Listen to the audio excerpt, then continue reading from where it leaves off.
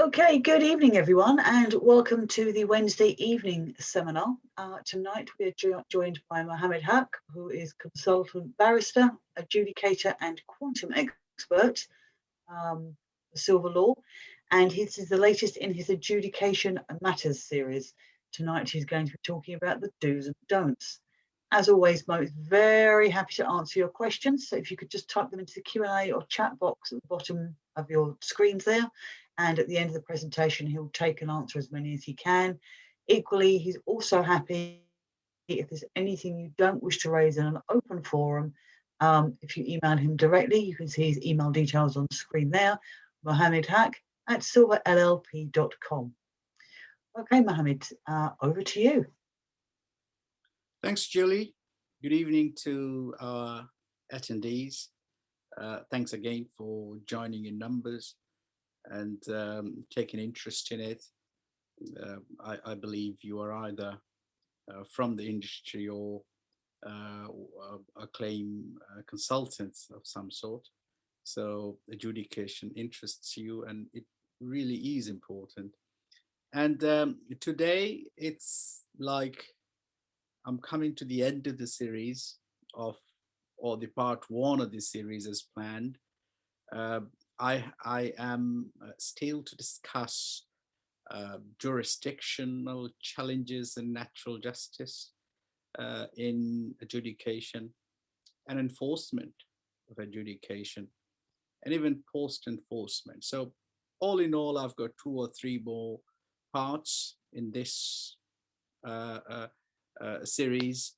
I would like to concentrate on, after this, specific claims like changes, variations, delay claims in adjudication, and time-related other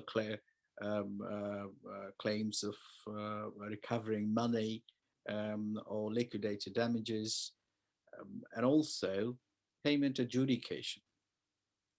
Right at the beginning, when I started it, I did talk about spreadsheets and checklists of each one of us. And some of you have contacted me. I've shared some of my spreadsheets. And I thought, why not? Let's just have a session so that every one of us know the common questions we need to answer in order to get to the conclusion that whether should I or should I not proceed to an adjudication, be it I'm a representative or I am a party who's planning to adjudicate or decided that I would adjudicate on my own. So, of course, the first question would be, what is adjudication? And it is, of course, an ADR process, meaning that you don't need to go to court. And sometimes I've seen older generation, they only know or accept ADR as a synonym to arbitration. But remind you, no, adjudication is not arbitration. The primary difference is arbitration, you get a final decision. An adjudication, you get an interim decision. Now, uh, although it's interim, but unlike mediation, it's binding. So it's got a plus or minus. It's not a final decision. It's an interim decision. So you always have the risk that after 6 years before the limitation period expires, the other side might go to the court or an arbitration if the arbitration is the proper forum under the contract to redo the whole process. Now, how do you save yourself? Of course, you can't do that in your current contract, but for your future contracts, you can make it the final one. You know, it's your choice. And there are two ways of doing it. One is just trying to write it down that the the disputes are to be adjudicated and the decision of the adjudicator will be final. That could be one way of doing it, or the alternative is the decision of the adjudicator will be final unless challenged within a given period of time through an arbitration or by going to the court. So that's something I felt that although we probably know what adjudication is something you should be made aware of, so that in your next contract, when you are drafting, if you think that this is the better option, this is a cheaper option compared to others, you can make it final. And then the next question is, who can adjudicate? Uh, well, it's adjudication is of the contract and by the contract, under the contract, from the contract. So only the parties to the contract, construction contract under which the dispute has arisen and you are planning to adjudicate, can adjudicate. So if you are an employer, for example, you may adjudicate against, you may have multiple contracts, such as one with your architect, one with a group of engineers who's supporting you, one with a quantity surveying firm or contract administrator, different people, and then with a contractor. Now, remember that you have to find out that who's at fault and find your appropriate responding party and go against them. Now, while choosing, employers are lucky they've got more, may have at least in theory, more than one option or a party to go to, meaning to the architect, to the engineers, to the quantity surveyors, other advisors, as well as to the contractor. But please also bear in mind the availability of insurance, because sometimes it's easier if you can attract or attach the insurance PI or whatever type you have to recover, then that could be a good idea. So bear that in mind when choosing the party as an employer. Well, contractors have very less in their hand.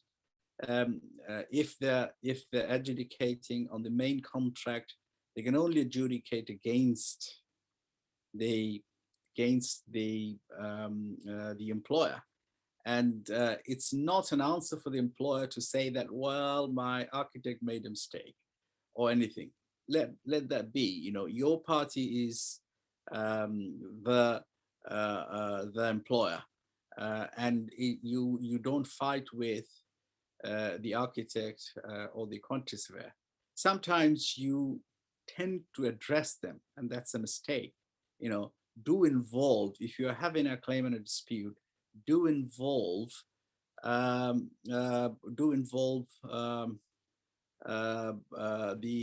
employer if you're a contractor from the very beginning, and present your case to them, make it available to them so that they understand, because sometimes their advisors, they try to lead them to something else, which you kind of need to stop at the earliest.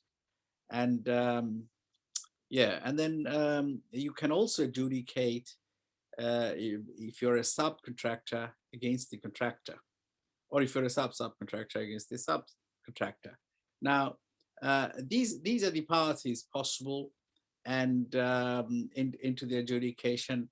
But remember that there isn't any leapfrog, meaning that if you are an employer, you cannot adjudicate against a subcontractor, for example.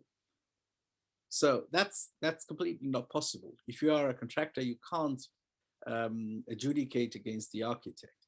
So you've got to spot your contract, find out who's the immediate opposing party is, and that's the only party against whom you can adjudicate. In vast majority of cases, it's easy, but occasionally it may be complicated, meaning that if the status of the other party has changed, for example, they started as an individual and then they have registered a company. Now you got to, as soon as it happens, you got to either, if you are still in the contract, try to assign the contract to the new party. And there are lots of formalities there. It's not an easy game. Do go to a lawyer and get it done properly, so that in case an adjudication issue comes up, you can easily adjudicate against the new party. It's not that if you assume that just because somebody has sent a letter and an email, that's been done, an assignment or something. No, it's not so easy. So in vast majority of cases, it's not a problem, but in some cases it is. Equally problematic is if the party you are intending to adjudicate is in the process of becoming insolvent or in liquidation. Earlier, the law was that you were not entitled to adjudicate against a party who is insolvent, but now it's different. The UK Supreme Court has opened the gate last year, and we can adjudicate against a party who is insolvent. But then again, as I already mentioned, in this case, the insurance thing becomes very, very important. And as you know, that sometimes if you're an employer against the contractor for their bad workmanship, you don't generally have an insurance. So try to bring it to the idea of a design issue if it's a design and build contract. Otherwise, less chance of having an insurance. And next question, of course, is how do you get an adjudicator? I mean, the popular idea is, and I've seen as an adjudicator people making mistakes. Also, I've seen as a party rep, adjudicators even are making mistake. That just because you see adjudicator nominating bodies are the places where you go to get an adjudicator for the dispute to be resolved. People just assume that I can go to any one of them or a particular one of them, or the one of them which is more popular, they go to, and they fail to understand that adjudication is a process under a contract. So it could very well be that the contract has named a few adjudicators and or a single adjudicator, and unless and until one or more, whatever the case is, you go to them and request them and they refuse for one reason or other, you actually do not have the right to go to any adjudication nominating body. If this is the case that your contract has named a particular person as the adjudicator, then you have to go to that person. Or it could be that the nature of the contract is such, let's say Crossrail, they had a panel of adjudicators. So you only had to pick that one of them, and you cannot just go automatically outside that list. So it could be that your hands are tied. Please do check. Now, coming to the point of which A and B, assuming that the A and B route applies, the adjudicator nominating body route applies, which one? Again, it's a matter of agreement. If your contract provides a particular A and B, your hands are tied. Now, I frequently have seen as a party representative that in JCT or other contract model contracts, there are multiple A and Bs written and none of the names have been ticked or others have been crossed. So that creates a problem. So if you are entering into a new contract, please find out which one you want to go to. However, there's a fallback position, of course. If the scheme applies, then obviously, sorry, if the scheme applies, obviously your hands are open. You can go to any one of the adjudication nominating body. Of course, I'm a CIR president's main panel adjudicator, so I will always advocate till I get into other bigger panels. Of course, I am in other smaller panels, but I will advocate that the RICS business panel is the best. It is statistically so because most of the adjudications are done or adjudicators are nominated through RICS. Now, once you are sure how to get your adjudicator, we have to find out, and you have to make a checklist or understanding of which adjudication procedure to follow. You know, it's a question again. I, as an adjudicator, well, initially I was, as a party representative, I myself was a little bit confused, to be honest, that what is this question about?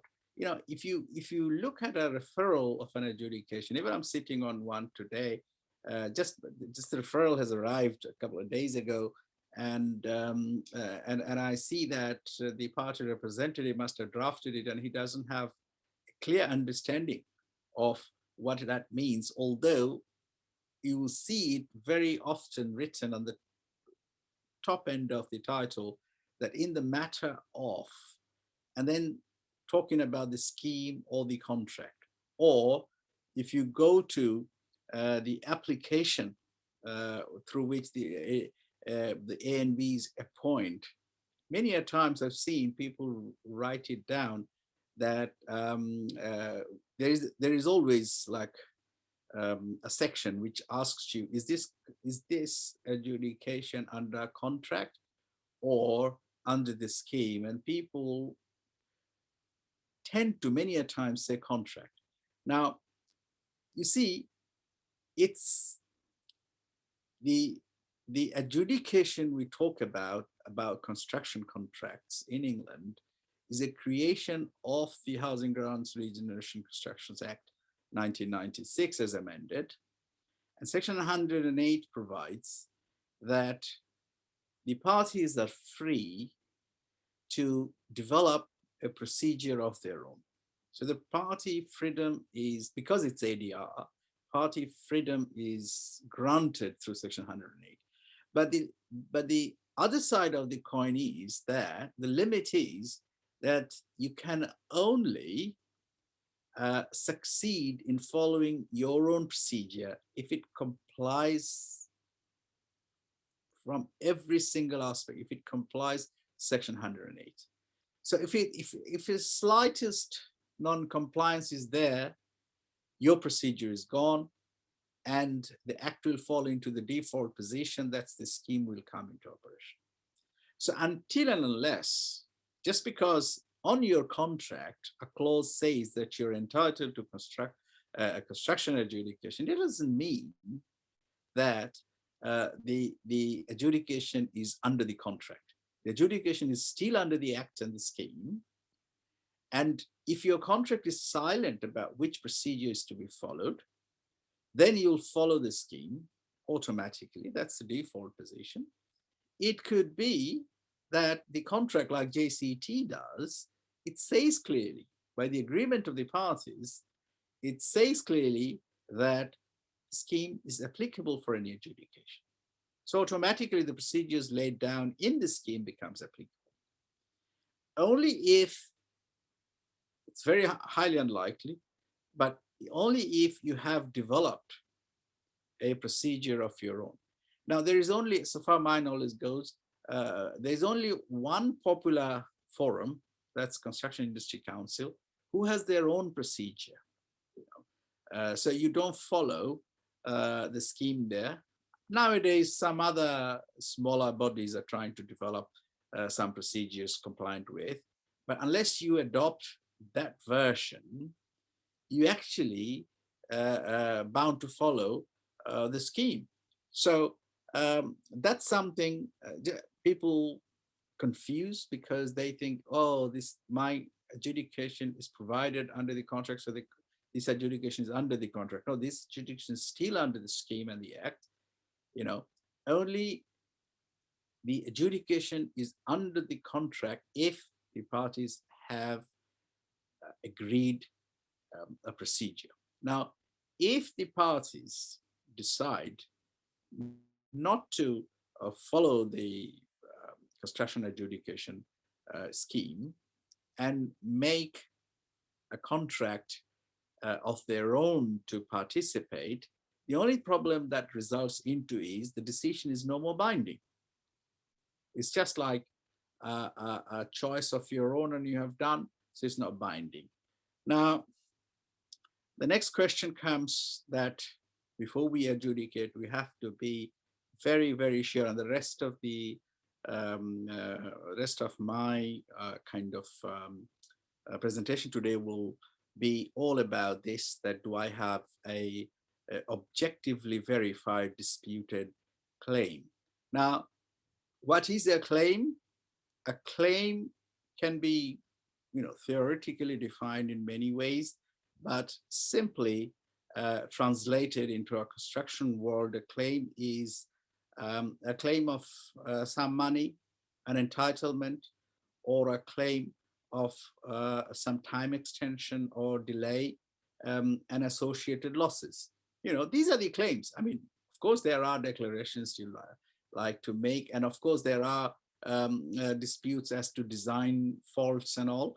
But the claims, end of the day, are a position of one party about an entitlement under one of the terms of the contract, or a claim that the other party is in breach, and that breach brings some consequence, some loss been suffered, and that can be recovered. So that's a claim, and the claim can only be adjudicated if it's a disputed claim. So you got to ensure that you have sent the claim you want to adjudicate to the other side, and they have either rejected or didn't do anything for a reasonable period of time. What is reasonable period of time is a question of fact, of course, but it cannot be expected that this is satisfied just in 7 days or so, And the last question in this slide is again a very common one, that is the claim under the contract, or relating to, or related to the contract? So if the claim is in tort, then it's arisen under the contract, but it relates to the contract, but it's not under the contract, and you cannot adjudicate. The best acid taste over the years, as I found, is to be able to identify a contractual clause which entitles you, or which you want to base as the right which has been breached by the other side. To be able to identify that will automatically allow you to say that my claim is under, or the dispute is under, such and such clause of the contract, and that automatically leads to the conclusion that this has arisen under the contract. And of course, when you say so, you hold the burden, you have the burden to prove that you complied with the requirements of that clause or that term of the contract which entitles you to claim. And obviously, to do so, or to be sure that you have done so, you got to do objective evaluation, an objective evaluation, and that will allow you to be sure that you have a good chance of winning the battle. And the first one is the claim legally valid and not barred? So even though you have a dispute, you have a disputed claim, there are issues of validity sometimes which is not considered very seriously by the parties, and that's something like that becomes very fatal sometimes. I give you one or two examples. For example, the ground condition is a very popular thing. It comes quite often. We have loads of disputes about the ground condition. And what actually happens, that you as a contractor, for example, you thought, okay, fair enough, I have to sign up to the clause that the employer hasn't looked into it, and the report, the subservice report that's provided cannot be relied on by the contractor, and so on and so forth. So you sign up to it, and then you go, and find that the substructure has something unusual. Okay, and what will be your position? Your cost will be maybe 10 times than what you have anticipated. Can you recover it? Now, there might be kind of a discussion that a particular method has been asked to be changed, a particular thing has been asked to be changed by the employer based on the new facts you have gathered, you contractor has gathered on site. And so you think, okay, you have instructed it, so now I have the right to get my money, whatever I've spent extra. Actually, that question is not correct, because the answer is, who's got the legal burden to pay those costs? So in other words, whose risk was it? And the answer is not so clear cut. Sometimes if the contractor has done whatever was reasonable for any such other contractor before entering into the contract, then the risk might go to the employer, or mostly the site risk is on the contractor. So that's something till you get to that stage. Just because there is a claim, there's a dispute, one side saying one thing and the other side saying the other, you do not become entitled. The claim is not legally valid. I mean, we are starting a new series on dispute avoidance, and this is such an issue that last year London Underground has appointed a team in a huge and major side condition issue. And the sole thing was, did the contractor took the risk of the unknown, or was it reasonable for him to rely to that extent to the report, despite there was a caveat that you cannot rely? So, this type of thing are very complex. Just because there is a communication which exists from the employer which approves what you wanted to do in the change circumstance, it doesn't become automatic. You don't become automatically entitled. Your claim has to be legally valid, and a second degree kind of investigation, a legal position investigation is needed. It's a very complex issue. So do not just assume that just because there is a dispute or some communication from which you can advocate or argue that the employer has knowledge and approval of what you have done, you'll be entitled to it. Completely different, another example I want to set is if the claim is time barred, and this is another complex issue. There are different time slots that apply, 6 years or 12 years. If the contract is signed as a deed, then it's 12 years. And then we have recent decisions from the Supreme Court that the time starts running from the day the parties have finally become aware of the disputed facts. So it's almost an unlimited period of time. But if it comes to an end, that's the end of it. So although you may have a claim, but it might have been lost, already, because it's time barred. So the first thing to objectively verify is this. And one interesting point which occurs almost every adjudication regarding variation or changes I come across is informal variation. And how would you tackle this? Because if it's not a variation formally instructed by the employer, you as a contractor, can you claim on it? And if so, I'm not saying you cannot, But if so, how and why is a complex legal question. So try to reanalyze. Just because you see that there was a change, don't assume that uh, it entitles you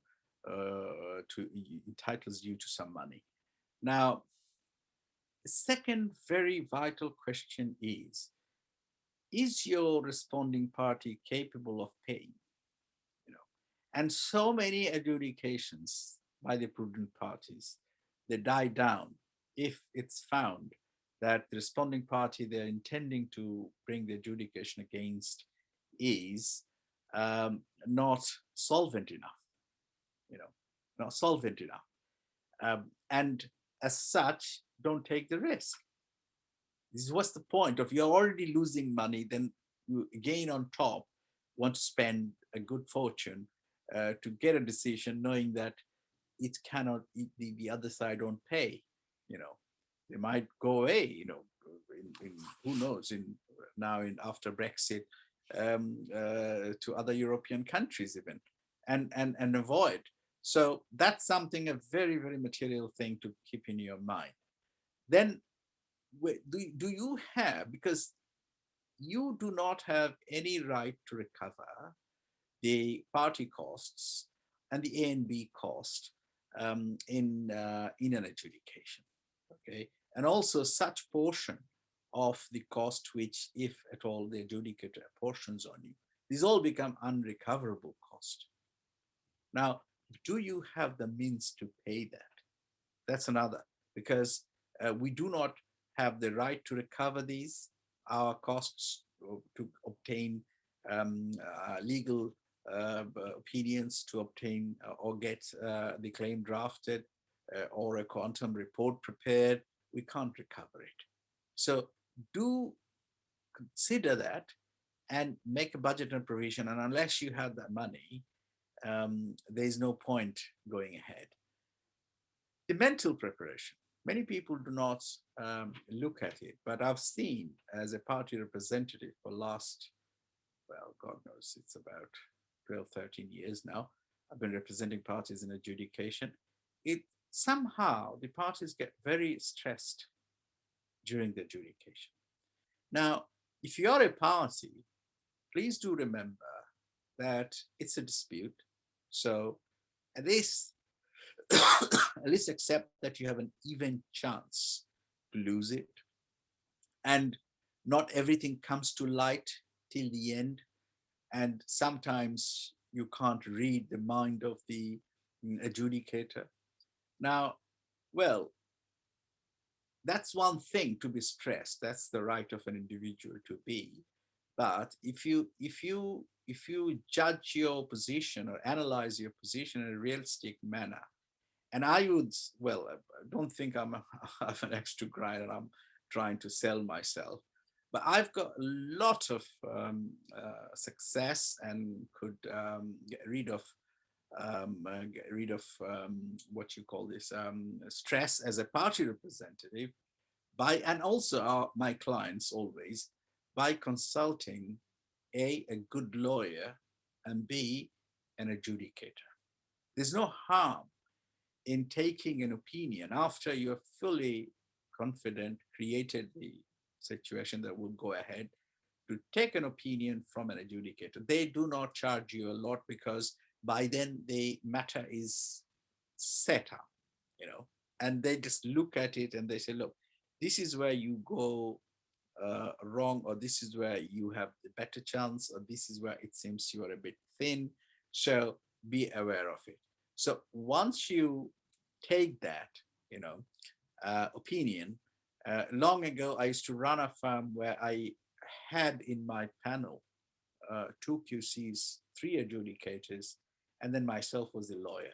And after I used to complete everything, I used to go to one of the QCs and one of the adjudicators. I had more than one QC and an adjudicator, because I felt that even specialization differs. So if one is good about delay claim, the other is about quantum, just giving you an idea. And asking them that this is what is my idea, this is skeleton, what do you think? Now, the legal minds, they could always give me a guidance, the chance of success from a legal perspective, and even up to sort of going up to enforcement and all. And the adjudicators used to give me a very practical advice that what you are arguing more is very, very legalistic, and you may not win it. What you're arguing is a bit theoretical. It will not help the cause. That sort of thing, you know. And okay, this much valuation you can expect from a quantity surveying quantum expert adjudicator type, okay? And that also even helps to sort of pick up which adjudicator should I go to. So before you take that preparation to go ahead, make yourself mentally satisfied, and you may need to spend a couple of grands on that, but you will not be stressed. And if you are not stressed, and also please do remember, both the party representatives, with all due respect, and the parties, please do remember that in the adjudication, one side is meant to oppose. Okay, so do not get frustrated if someone challenges your most obvious argument. Okay, that's the duty of the representative of the other side. So they will. Now, I've also seen that very nice, solid referral been sent out with good evidence support, and then a total nonsense answer, but very good in language, and saying, no, you have done everything wrong. And then the party getting stressed. Oh my God, my representative has been misrepresenting me. Why are they saying so? If the adjudicator listens to it, now you'll see the value of my earlier piece of advice, that if you had kind of double checked it from a legal perspective, from an adjudicator's perspective, then you would know. And also the party representatives, you should also, when you are advising better, you explain to them what kind of reactions might come and how would you answer them. That might help. So it it at no point it should become a stressful journey, because it's ADR, it's resolution. We shouldn't make it a stressful journey. And that is something like I've seen people go through or went through one adjudication and they say, I'm never going to go through this again. Please take in your consideration this aspect. Now, obviously, the other important point is, do you have sufficient evidence? And the question is, of course, the burden of proof, the legal burden, and the evidential or the factual burden. Now, the legal burden is whoever asserts he must prove its balance of probability, blah, blah, this and that. Understood, it shifts from one side to the other side. But the point is, for example, if you are pleading a defect, now, do you have the photographs? Do you have a test report? Do you have a joint inspection report? And then do you have, if you want to, if you are looking for the rectification cost, do you have the best price from a contractor, which is also competitive? Did you not go to your own contractor, and until they reject, you cannot just go and get it done by someone else? Many a times it happens. So each and every thing, your common sense will dictate that what are the different types of evidence you need. And if your common sense doesn't, then your representative, who must be an experienced professional in the construction industry, will be able to tell you that what sort of evidence do you need. And do not just imagine that this document or that document is going to help you. A document may be very, very much problematic because of its source, or because of its inconsistencies, because of its informality, and all these. So don't just make a superficial view. Take a serious look at it, that what evidence, documentary, test wise, otherwise you have to prove each and every sub issue in your claim. And unless you are sure that on balance you have a good sound base of evidence and proof, don't go ahead. Now, also sometimes I found that the both the representatives and the clients, they're understaffed, and sometimes the admin issue becomes a big issue because the time limit is very short. So within few days you got to produce something, and you then go to the higher management who are probably not involved into the dispute or the matters of the dispute when it happened. So do you really have, and many a times even people leave the company and you don't have anybody to actually recall what actually happened. So this is another big issue you got to take into consideration. However, if you have problems around these areas, because this is construction adjudication, obviously you have an option. You can go to an expert. So that leads to your second thing, that can an expert help to fill the gaps of the evidence, by providing opinion? And if so, what's the charges? How long will it take for him to come up with a report? And all these considerations will come.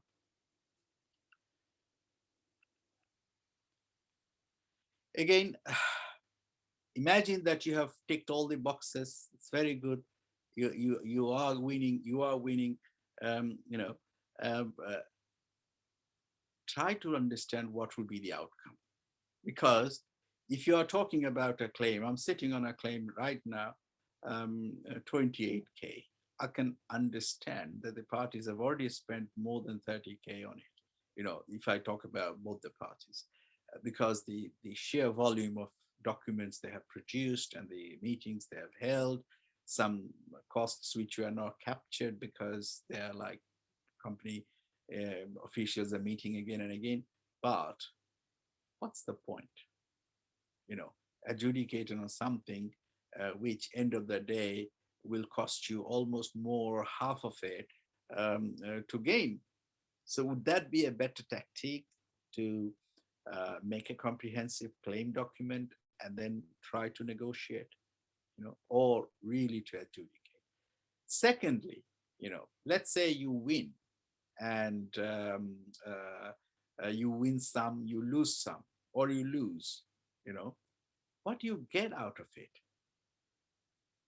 I've already discussed the cost, the time, and all these. But B, I would like to bring to your notice is, if the other side doesn't pay, you win, but the other side say, good luck, I'm not going to pay this. What can you do? It's a binding decision. Yeah, I don't care. Can you just go and slap him? Yeah, no, you can't. I'll come back to it in your next slide. But do bear in mind, see, I've seen claim consultants bringing their clients pelly, winning the adjudication, and then the adjudication winner party goes to the other side and says, pay, and they say, no, I'm not going to pay you. I don't care. Do whatever you want to. Please, if you are a representative, let your client know that this might happen. And please let them know that although in vast majority of cases, adjudication decisions are paid, there are equal number of cases, big number of cases where people go to the court challenging the adjudicator's decision, right or wrong. So it could be even a tactical move by a major employer or a contractor to even discourage other subcontractors and people like that. So for one reason or the other, it could be decided that we will go ahead and try to challenge.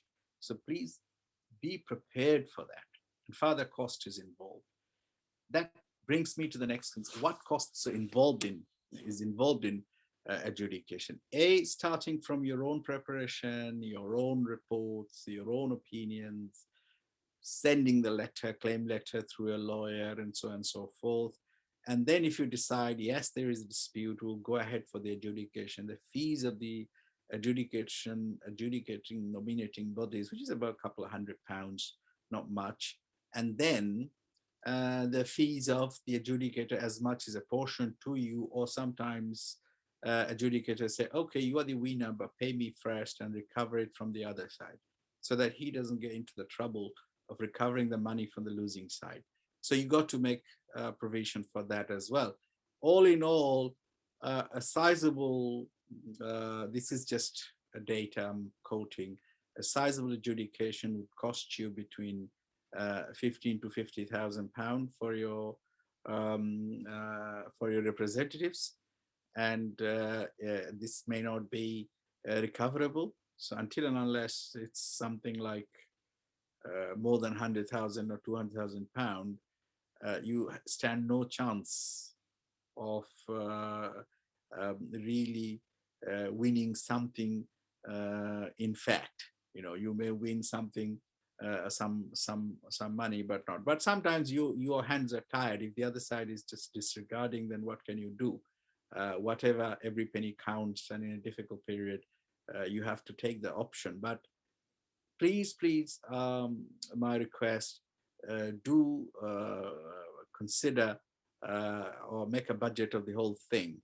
How long does it take? We know it's a quick process, generally about a month, or 5 weeks, and then it may be extended by the referring party for another 14 days, and by the parties longer if the dispute is really of materiality. I've sat as an adjudicator last year in a series of adjudication, 4, with another adjudicator, because the matter was so complex that the parties agreed to have 2 of us. And we eventually settled a dispute of a final account dispute of 14 million, but there were sub dispute. That's why there were almost, I think, 5 we had eventually. And I think the adjudicators charged less than 100,000, and all the other parties, specialists and all, maybe have another 100,000, but still it was a cheaper option. It was a cheaper option to go through than arbitration or litigation, and it was quickly done. So if it's high value, complex, it's worth. If it's low value, I would say no. So please bear that in mind. Some people try to pretend or try to think that they can draft a claim or a notice, or the sections of the claim, or the referral, or the response, or whatever. I would humbly ask you not to think so. It's not an easy game. And initially, maybe that was the plan, but now no more. Lawyers are fully involved in it, and probably you are better off not doing yourself rather than thinking you can. It may be different if the in-house legal department develops a capacity for the bigger players, but not everyday people have the capacity to run an adjudication of their own. And of course, apart from this, you got to make yourself familiar with the A and B procedures as well. And whenever you are, one of the reasons, if you are a party, my intention is to take these issues in your mind, and when you are talking to your representative, ask them these things so you'll know where you stand. There could be, very unfortunate, but as a party representative, I have come across this question. I have no hesitation in saying this in public, that, for example, somebody was appointed, and I used to get a question from my client, do you know him? And without realizing how damaging the question is, this is a true conflict of interest. any one party representative should not be very close to an adjudicator, who has been nominated. And it's a duty for the adjudicator to actually actually to disclose that there is something like that. Also, you may not like a particular adjudicator. If you do not like a particular adjudicator, please put that on your application that I do not like Mohammed Haque to be appointed because he's a nonsense. End of the matter. There's no point for the adjudication nominating body to appoint then Mohammed Haque in your dispute. But don't be tricky. Don't be tricky, thinking that okay, Mohawk may be appointed, so let me say that Mohawk was involved in this project somehow. No, the ANB will come to me and ask, is this the case? And if I say no, I don't know them at all, you get into trouble. So be transparent. Don't think that an adjudicator will help you. The adjudicators are true. Well, there are exceptions, but I'm saying by and large, they're true neutrals. And as such, be conscious of the conflict resolution issue, conflict of interest issue. Also check if there are other jurisdictional issues. This I will not discuss any further because I'll be having a full part on it very soon. The last slide of objective evaluation is, I've already touched upon this, that if the other side doesn't want to comply, now you have no other choice. You have no other choice but to go to the court to enforce it, because you've already spent good fortune on it.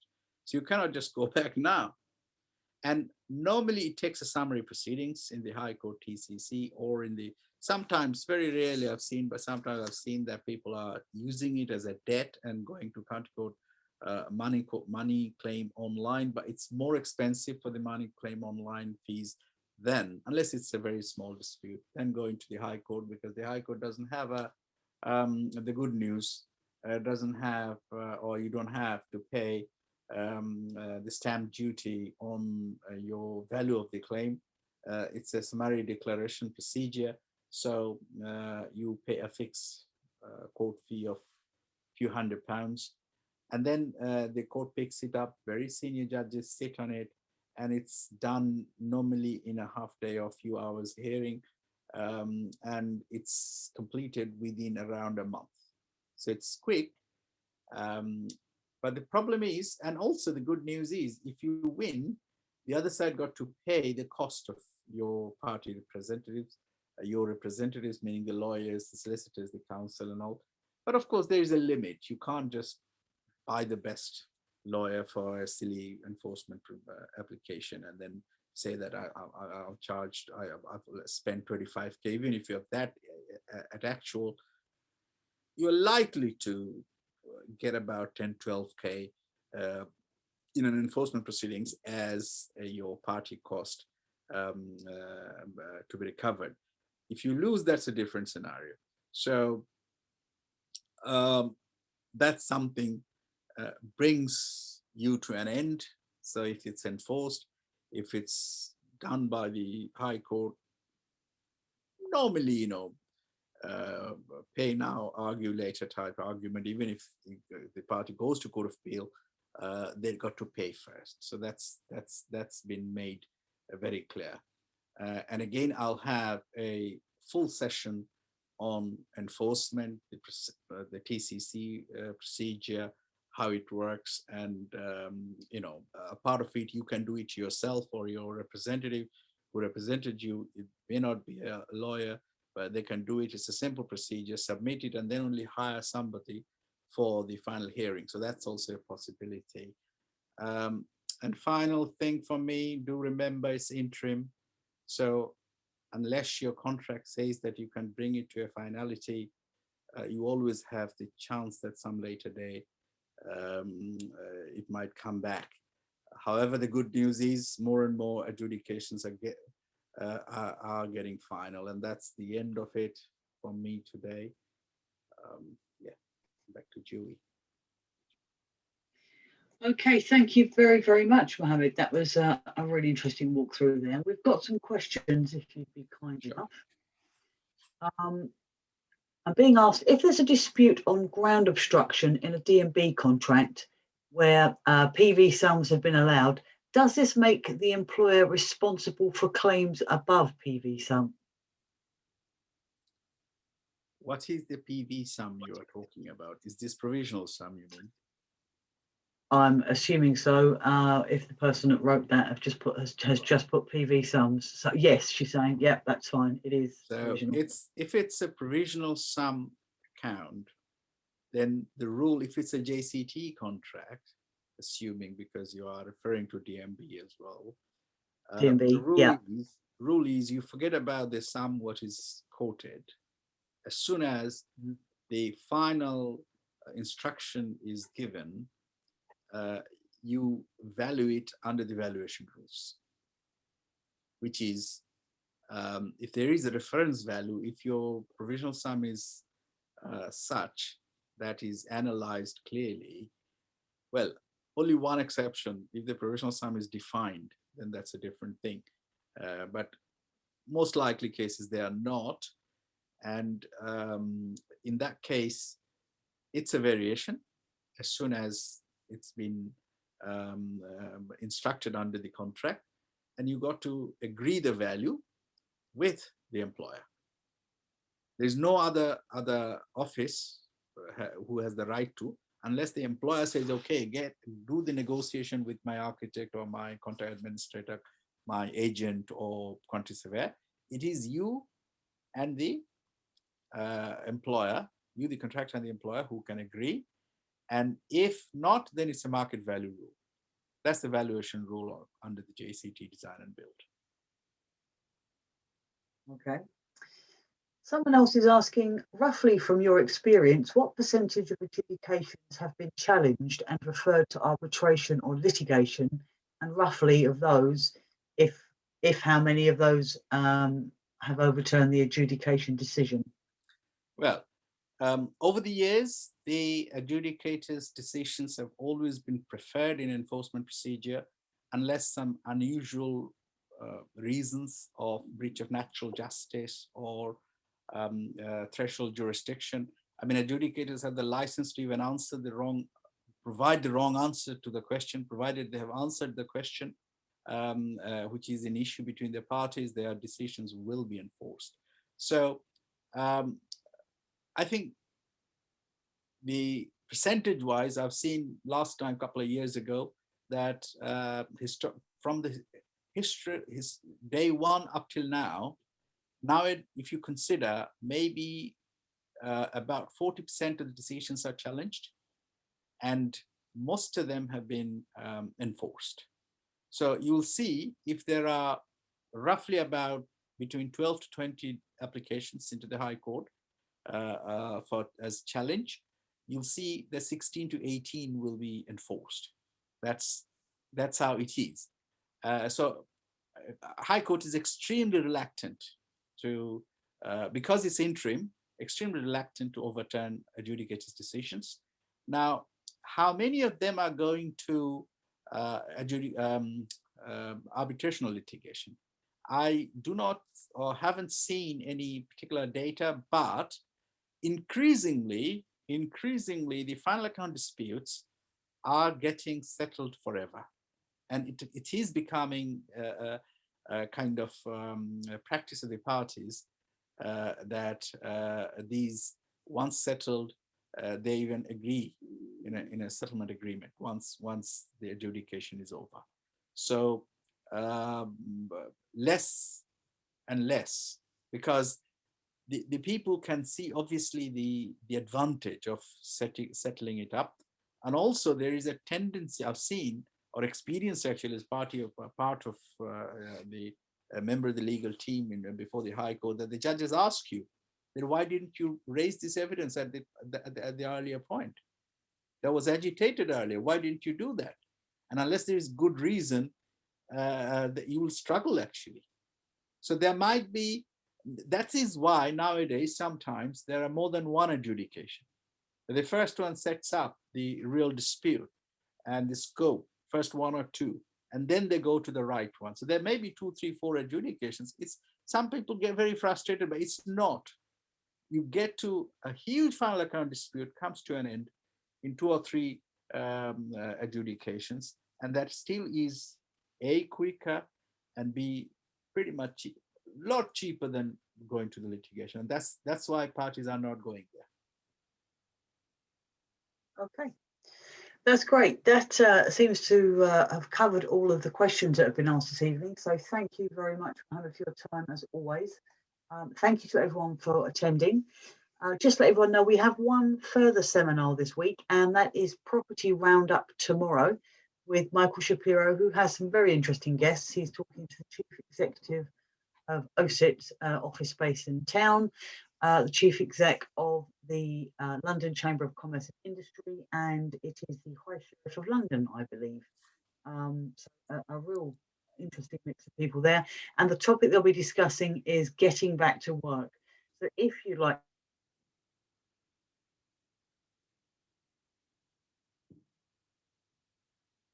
and as we said earlier, if there is something specific you wish to ask him, don't hesitate to email him. You can see his email address there, Mohammed Haque at silverllp.com. He'll be delighted to assist. Okay, that's it for tonight. So thank you, Mohammed. Thank you, ladies and gentlemen. And we'll hope to see you all again online again soon. Take care.